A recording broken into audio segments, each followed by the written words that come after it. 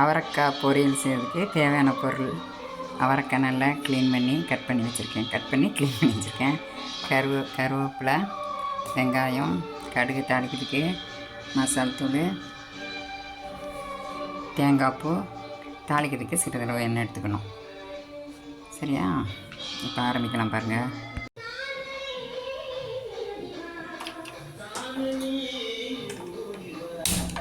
மண் சட்டியில் அவரைக்காய் பொரியக்க ஆசையாக இருந்தது, அதான் இன்றைக்கி இந்த டிஷ் செஞ்சு காட்டுறேன்.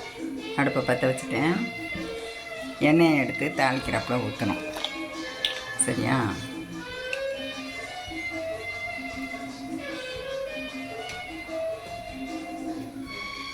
எண்ணெய் நல்லா காயட்டும். சட்டி காய்ஞ்ச பிறகு கடுகு, உளுந்த பருப்பு,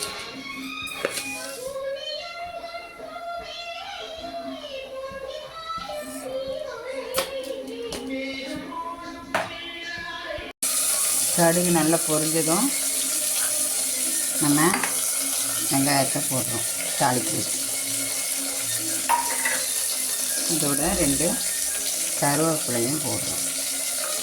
வெங்காயம் நல்லா பொரியும்.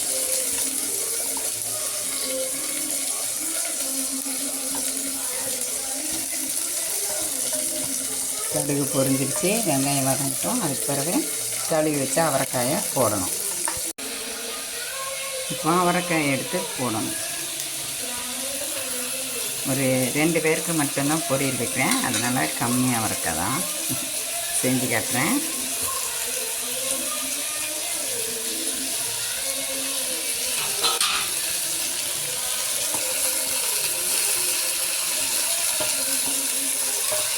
மண் சட்டியில் மரக்கரண்டி வச்சு செஞ்சு சமையல் பண்ணுவேன். ரொம்ப நாளாக ஆசை. இன்றைக்கி புது சட்டி கிடச்சது. ஃபஸ்ட்டு அவரைக்காய் பொரியல் தான் மண் சட்டியில். குழம்பு கூட வச்சு பார்க்கல. அவரைக்காய் பொரியல் இன்றைக்கி வைக்கிறத அதிலே வச்சு வீடியோ அப்லோட் பண்ணிடுவோம் அப்படின்னு ஆசை. வேகட்டும். அந்த எண்ணெயிலே வதங்கின பிறகு லைட்டாக தேவைன்னா தண்ணி ஊற்றிக்கலாம். இல்லை அந்த எண்ணெயிலே நல்லா வதங்கும். மூடி கூட வச்சுட்டு 2 நிமிஷத்துக்கு கூட கிண்டி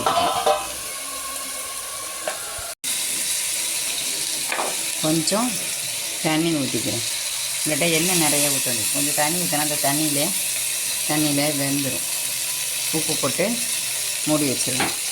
அப்பப்போ எடுத்து கிண்டிவிட்டா வெந்துடும். ஈஸியாக வெந்துடும். பீன்ஸு, அவரைக்கெல்லாம் நிறைவாக வேகக்கூடிய காய்கள். உப்பும் போடணும்.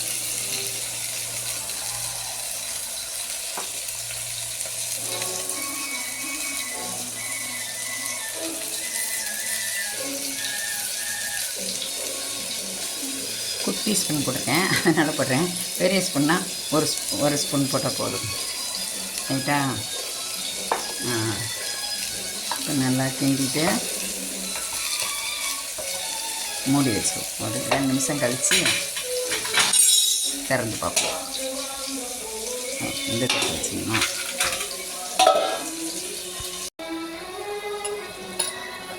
இந்த தண்ணி நல்லா சுண்டவும் அவரைக்காயும் வெந்திருக்கும். அப்போ நம்ம காரம், தேங்காய் பூ எல்லாம் போட்டு சேர்த்துக்கலாம். இப்போ இன்னும் கொஞ்சம் வேகட்டும். மூடி வச்சுருவோம். தண்ணி கொஞ்சம் கம்மியாக இருக்குது. அவரைக்காயும் வெந்துருச்சு. இந்த தண்ணியும் கொஞ்சம் சுண்டணும்.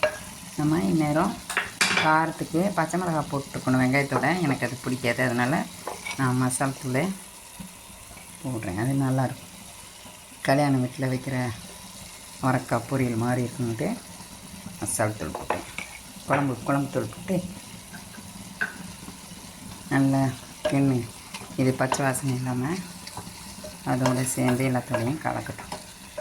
அதுக்கு பிறகு தண்ணி நல்லா வற்றி வர நேரத்தில் தேங்காய் பூ போட்டு இறக்கிடலாம். இந்த தண்ணி இருக்கிறதுனால ஏற்கனவே எண்ணெய் தாராளமாக விட்டு தாளித்தோம் இல்லையா, அதனால் ஒட்டாது, நல்லா வேகும்.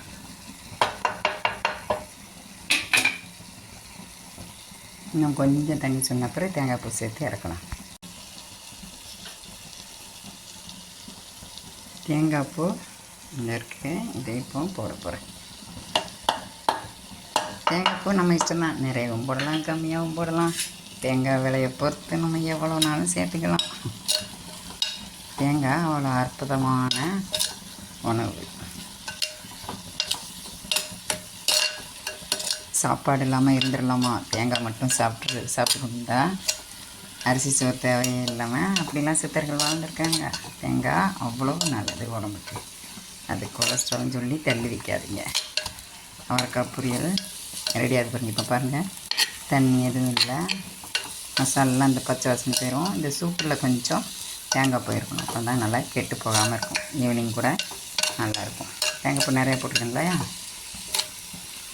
இந்த ஒரு தண்ணி சத்தம் கேட்க பாருங்க, தண்ணி சத்தம் அடங்கிட்டேன்னா நல்லா சுருண்டுருச்சுங்க. அவ்வளோதாங்க அவரைக்காய் பொரியல். நல்லாயிருக்கும். சாம்பாருக்கு, பருப்புக்கு, ரசத்துக்கெல்லாம் வச்சு சாப்பிட்டோன்னா நல்லா இருக்கும்.